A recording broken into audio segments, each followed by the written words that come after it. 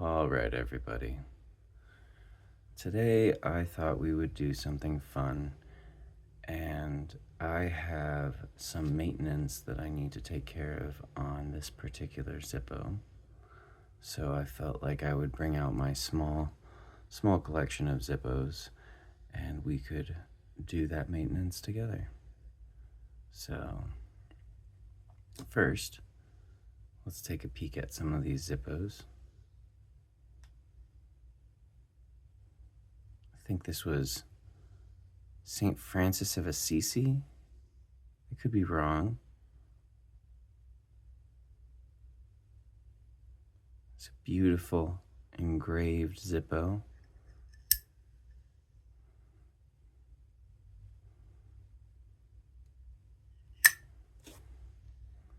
Then I have a plain flat matte, black matte one. This is my daily carry. As you can see, it's a user. I use all three of these. I don't have any qualms with lighting these up. I have the tendency to give my Zippos away, so these three I've managed to hang on to as my own personal ones. And then this guy is the guy that we are going to be doing a little bit of maintenance on. You can see a fascinating little collage of imagery here. I like the little pumpkin here, skull with the funky eyes, a dragon, a little alien. We have a robot on this side, maybe a zombie hand. It says Zippo on top in these sort of green cloud-like letters font.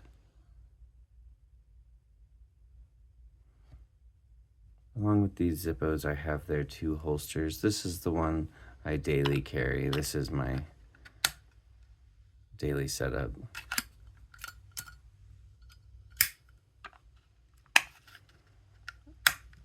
It sits in there nice.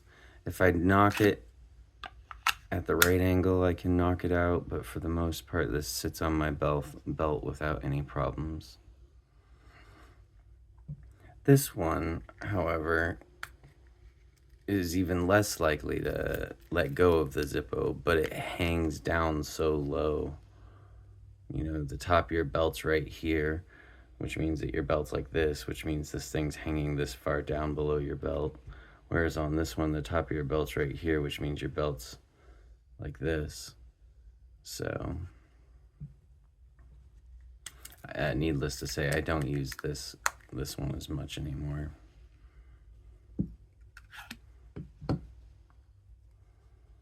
So let's begin here. Let me go ahead and move some of these out of the way.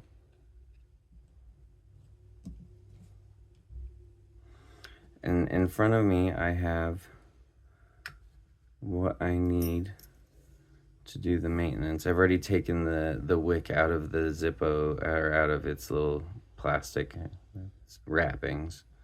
So that's the wick. Here's our flints. I've got a little spoon to help with the cotton. And here we have the pliers that I'll be using to remove the cotton with my Leatherman Surge. So why don't we get started?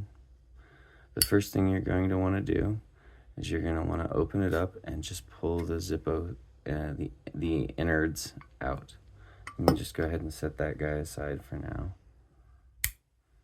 Push this up. You're going to need to eventually to put it back in. Well, maybe not, but all right. The first thing we're going to do is we're going to take this screw off. This screw is spring loaded. It's what holds the wick in place, but it also holds this cotton pad here. All right. Now inside you're going to find a little hole. If there was flint in there, the flint would be would fall out like this. And inside this cavity here, there's all this cotton.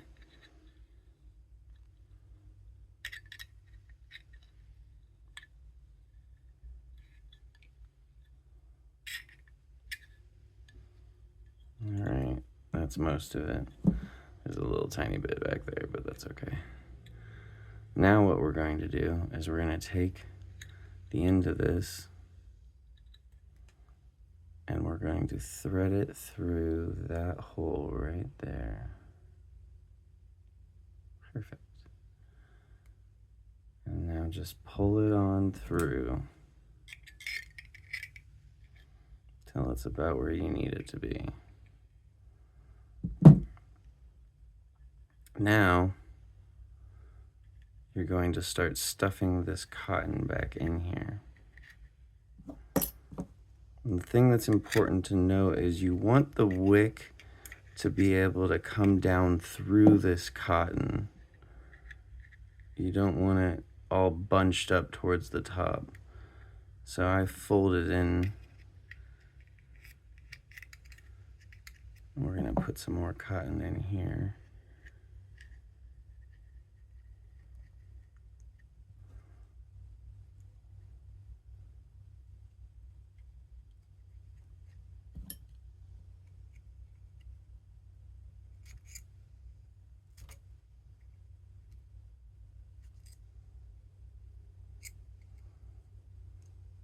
Get it down in that little corner on the other side of the flint chamber.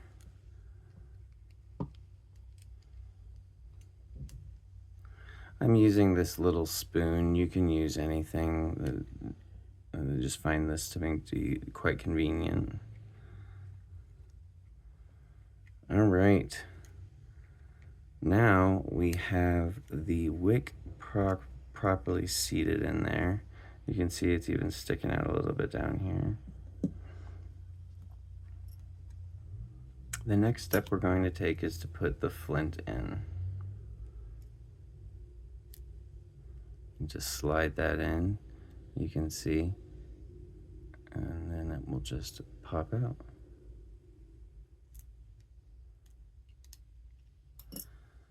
All right, here is our tiny little piece of flint, and we will just drop that right in the hole.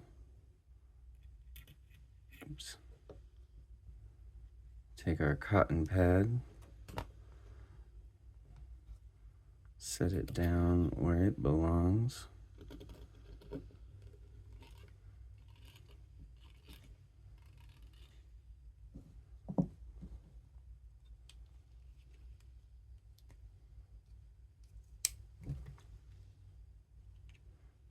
Get you a little flathead screwdriver or a coin, or you can honestly just finger tighten this. But you just want to get it in there. You don't need to strip it or anything. Get it till it stops. All right. I'll fit nicely back in there. The last thing that we're going to want to do is we are going to want to take some of our fluid here.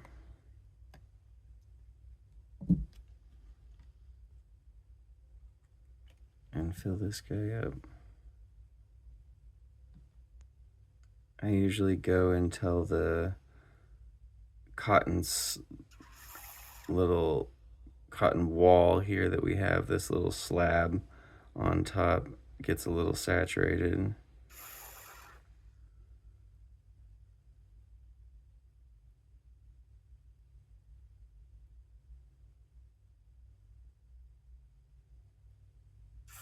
You'll be able to see it. There it goes.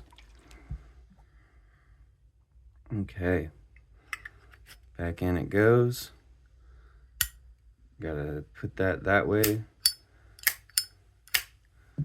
And we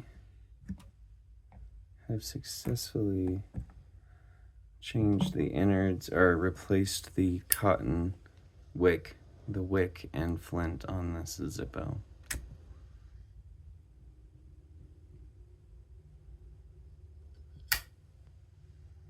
Never been any good at Zippo tricks. I got one. I can open it one-handed. You just grab here, grab there, and you just pinch down and make sure you catch it on the bottom. Oh, or don't.